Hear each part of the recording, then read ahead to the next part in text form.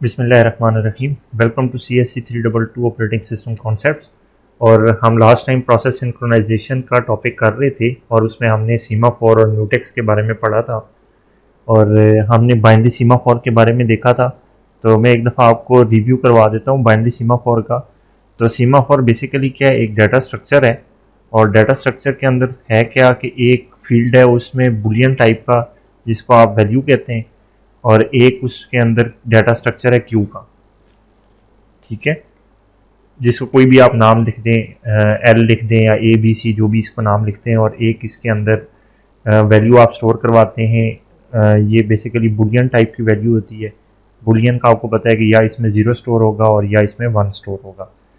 और इस data structure का आप कोई नाम रखते हैं या इसको यूज़ करने का यही तरीका है कि आप इसका कोई ऑब्जेक्ट बनाते हैं सीमाफोर का।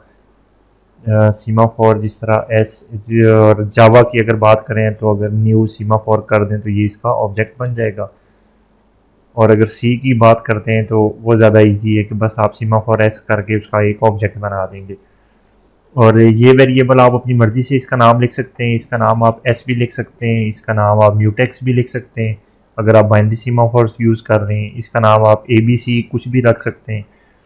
मतलब नाम है, एक वेरिएबल है, उसका नाम आप कुछ भी रख सकते हैं। और हमने लास्ट टाइम पे एस ही रखा था तो हम एस को लेके ही चलेंगे। अब इस सीमाफोर के ऊपर आप दो ऑपरेशन परफॉर्म करते हैं और ये दोनों ऑपरेशन आपके कर्नल मोड के अंदर परफॉर्म होते हैं। और वो ऑपरेशन मैंने आपको बताए थे कौन से। एक है वेट का, कि अगर आप इसे कोई सीमाफोर का ऑब्जेक्ट देंगे सीमाफोर एस, तो ये क्या करता है कि ये चेक करेगा कि S dot value is equal to one है अगर, तो ये इसकी वैल्यू को डिक्रीमेंट कर देगा, माइनस माइनस कर देगा या इज इक्वल टू ज़ीरो कर देगा दूसरे अल्फाज में।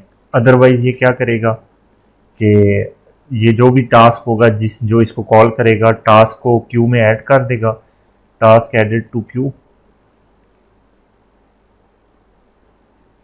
और उसके बाद स्लीप करवा देगा उस प्रोग्राम को या प्रोसेस को जो भी है, ताकि बिजी वेटिंग वाला हमारा जो इशू था वो ख़त्म हो जाए। तो यानी वेट जब भी कॉल होता है तो वेट क्या करता है, अगर तो ये सीमाफोर अवेलेबल था, सीमाफोर जब भी आप यूज़ करते हैं तो यूजुअली एस डॉट वैल्यू को इनिशियली वन ही रखते हैं। तो अगर सीमाफोर अवेलेबल था तो ये उसको डिक्रीमेंट कर देगा, अगर अवेलेबल नहीं था तो ये टास्क को क्यू में ऐड कर देगा और प्रोसेस को स्लीप करवा देगा। और जो इसका दूसरा पार्ट था सिग्नल वाला, उसका काम क्या था, सिग्नल को जब भी आप कोई ऑब्जेक्ट पास करेंगे सीमाफोर एस टाइप का, तो सिग्नल क्या करेगा, वो देखेगा कि क्यू आपकी एम्प्टी है या नहीं। Q is empty. अगर तो क्यू खाली होगी यानी उसके अंदर कोई टास्क आपका वेट नहीं कर रहा, तो ये क्या करेगा, एस डॉट वैल्यू को वन सेट कर देगा या आप कह लें प्लस प्लस कर देगा। ठीक है। और अगर क्यू एम्प्टी नहीं है, इफ़ क्यू इज एम्प्टी अगर थी, खाली थी, तो फिर ये काम करेगा। तो एल्स क्या कर देगा ये, अगर वो खाली नहीं थी तो रिमूव टास्क फ्रॉम क्यू,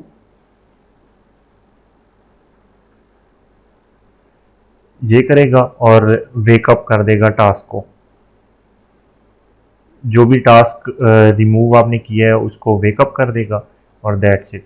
यानी सिग्नल ऑपरेशन क्या करेगा, अगर क्यू खाली होगी तो एस की वैल्यू को वन सेट कर देगा, ठीक है, और दैट ख़त्म। और अगर क्यू खाली नहीं होगी तो जो टास्क क्यू में वेट कर रहा है उसको निकालेगा बाय, और उस टास्क को वेकअप कर देगा। जो यहाँ पे स्लीप आपने करवाया था यहाँ पे आप वेकअप करवा देंगे।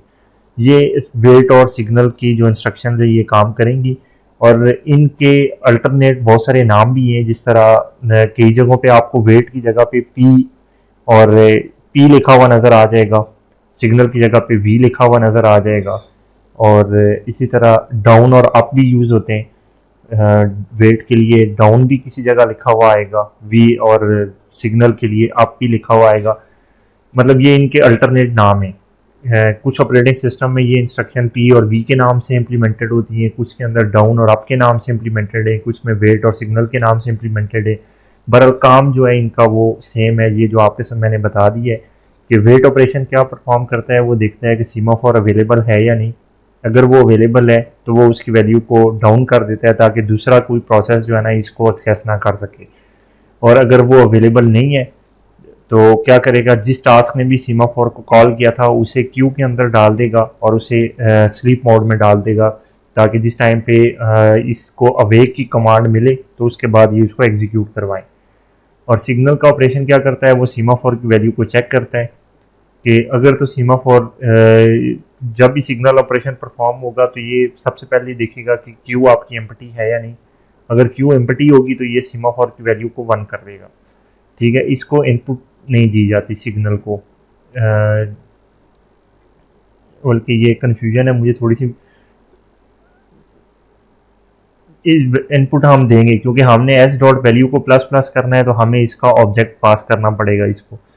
तो इनपुट इसको हम देते हैं हमेशा। और उसके बाद हम ये देखते हैं कि एस डॉट एल जो थी मतलब क्यू थी वो एम्प्टी है या नहीं। अगर तो वो एम्प्टी होगी तो वैल्यू को हम प्लस प्लस कर देंगे, मतलब हम सीमाफोर को कहेंगे कि अब आप अवेलेबल हो, नेक्स्ट प्रोसेस जो भी इसको कॉल करेगा उसके लिए सीमाफोर अवेलेबल होगा। अदरवाइज़ क्या होगा कि वो जो प्रोसेस आपके क्यू में वेट कर रहे थे उनमें से एक प्रोसेस रिमूव होगा और उसको आप एग्जीक्यूशन के लिए कॉल कर देंगे। और चूंकि वो प्रोसेस यहाँ पे स्लीप हुआ था तो इसके बाद जो भी नेक्स्ट इंस्ट्रक्शन उसकी आएगी वो उसको एग्जीक्यूट करेगा। तो ये हमारा बाइनरी सीमाफोर का ऑपरेशन था और इसको मैंने आपको एग्जीक्यूट करके बताया था कि ये काम कैसे करता है। कि सपोज़ किया कि एक प्रोसेस है आपका P1, तो ये सबसे पहले क्या करेगा, वेट की कमांड यूज़ करेगा। सपोज़ कर लें कि सीमाफोर S जो है, semaphore S is equal to 1 है इनिशियली। तो आपने क्या किया, वेट एस की कमांड एग्जीक्यूट करवाई। उसके बाद जो क्रिटिकल सेक्शन वाला कोड था वो सारा एग्जीक्यूट होगा और जिस टाइम पे ये फिनिश होगा तो ये कहेगा सिग्नल एस। ठीक है, और बाकी इसका रिमेनिंग कोड होगा और ये प्रोसेस फिनिश हो जाएगा। और सेम इसी तरह एक दूसरा प्रोसेस है P2, ये भी क्या करेगा, इसी तरह से यूज़ करेगा कि भाई वेट की कमांड। ये जो सीमाफोर एस है ये प्रोसेस का पार्ट नहीं होगा, ये बल्कि ग्लोबली आप लिखते हैं सीमा, ताकि जितने भी प्रोसेस हों वो इसकी वैल्यू को चेक कर सकें। और इसके अंदर भी सेम बाकी पैटर्न फॉरवर्ड होगा, क्रिटिकल सेक्शन होगा इसका, और उसके बाद सिग्नल आप इसको देंगे, फिर नॉन क्रिटिकल सेक्शन, और इसके बाद ये एंड हो जाएगा।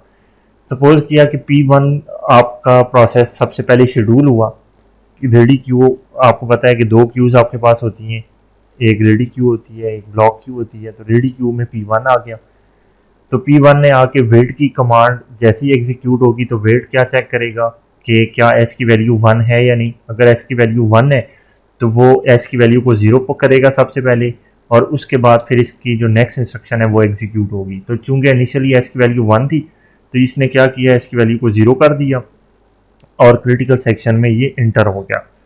ठीक है, अब ये आपका प्रोसेस जो है ना क्रिटिकल सेक्शन में एंटर हो गया।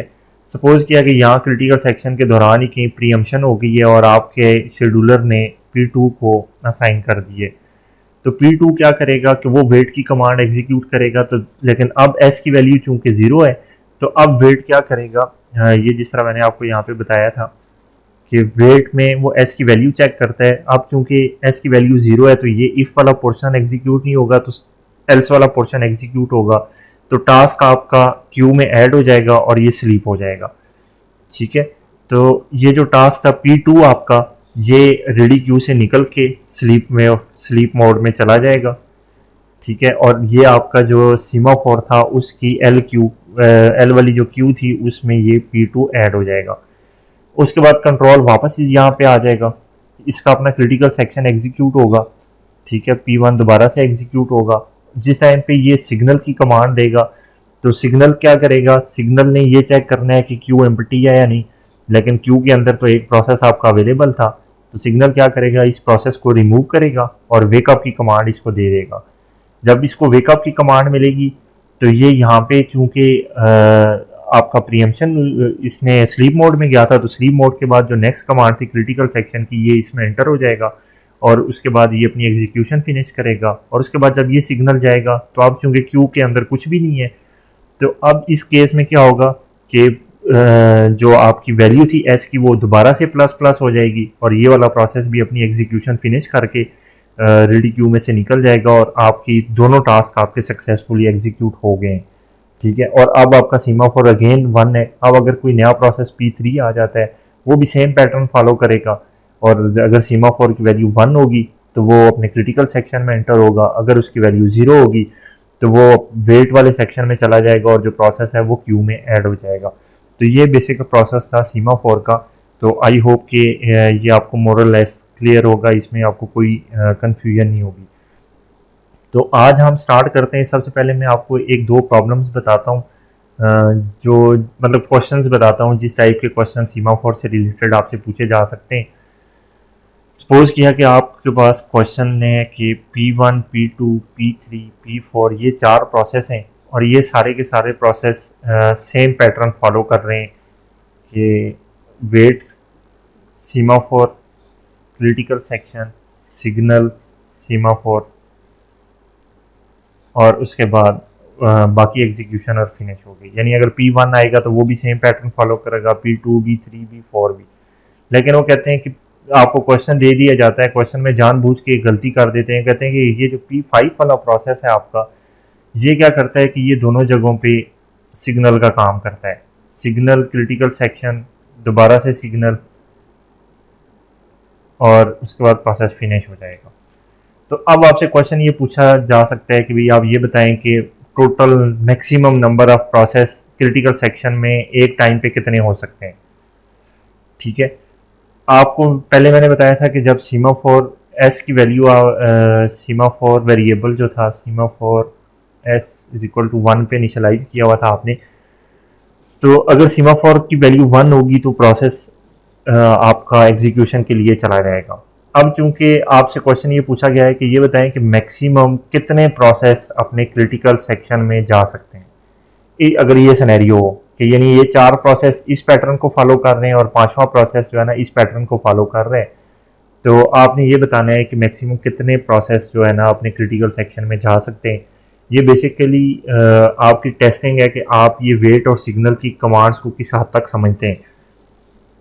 हम अज्यूम करते हैं जी कि इनका ऑर्डर हमें नहीं पता ये किस ऑर्डर में एग्जीक्यूट होंगे। हमने मैक्सिमम ये देखना है कि हर प्रोसेस को हम चेक करते जाएंगे 1 बाय 1 और उसको क्रिटिकल सेक्शन के अंदर प्रीएम्पशन करके देखेंगे कोई दूसरा प्रोसेस क्रिटिकल सेक्शन में एंटर हो सकता है या नहीं। और तो जिस टाइम पे ये 5 प्रोसेस हमारे एग्जीक्यूट होंगे तो हमें पता चल जाएगा कि भाई हमारे मैक्सिमम कितने प्रोसेस जो है ना क्रिटिकल सेक्शन में जा सकते हैं।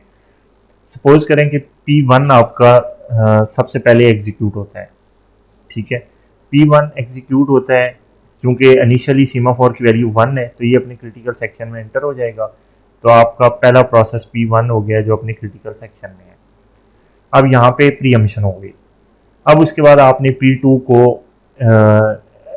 असाइन कर दिया कि भाई आप एग्जीक्यूट हो, तो P2 आप बताएं कि क्रिटिकल सेक्शन में जाएगा तो नहीं जाएगा। उसकी रीज़न क्या है कि P2 आएगा और वेट की कमांड जैसे ही P2 की एग्जीक्यूट होगी तो S की वैल्यू ऑलरेडी 0 है तो ये स्लीप मोड के अंदर चला जाएगा या ब्लॉक स्टेट में चला जाएगा।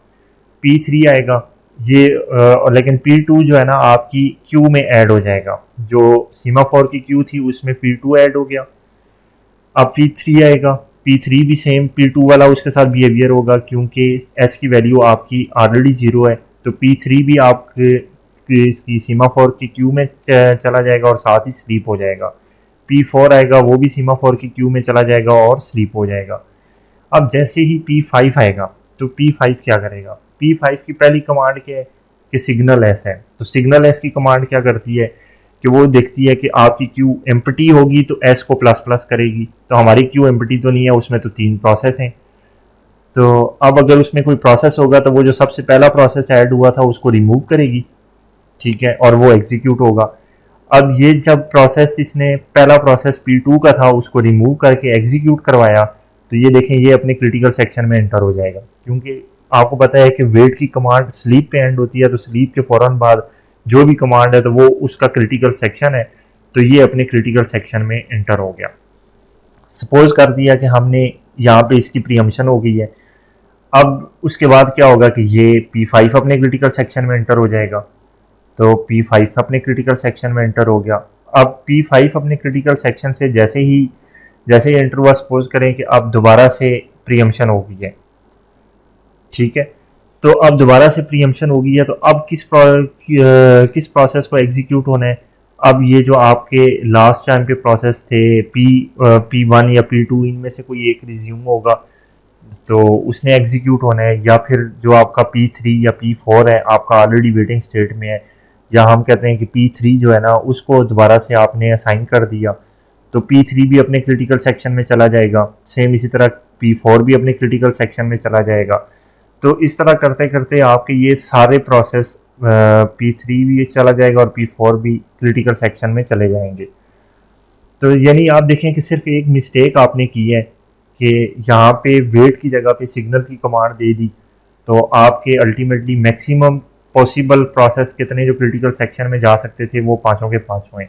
ये हमारा वर्स्ट केस सिनेरियो है। लाजमी नहीं है, ऐसा भी हो सकता है कि भी जिस टाइम पे एक प्रोसेस है वो यहाँ क्रिटिकल सेक्शन की जगह दोबारा यहाँ पे आके प्रीएम्पशन हो, या वो अपना एग्जीक्यूशन फिनिश कर ले, तो मैक्सिमम किसी एक टाइम पे आपको 2 या 3 या 4 प्रोसेस क्रिटिकल सेक्शन में नज़र आए। लेकिन हमने वर्स्ट केस में देखना है कि वर्स्ट केस में क्या है, एक गलती हमने की और हमारे सारे के सारे प्रोसेस जो है ना क्रिटिकल सेक्शन में इंटर हो गए। तो आई होप कि ये प्रॉब्लम आपको समझ आ गई होगी कि अगर हम एक ऑर्डर चेंज कर दें सीमाफोर का, तो उससे आपकी जो आउटपुट है उस पर काफ़ी ज़्यादा इम्पेक्ट पड़ता है। Thank you.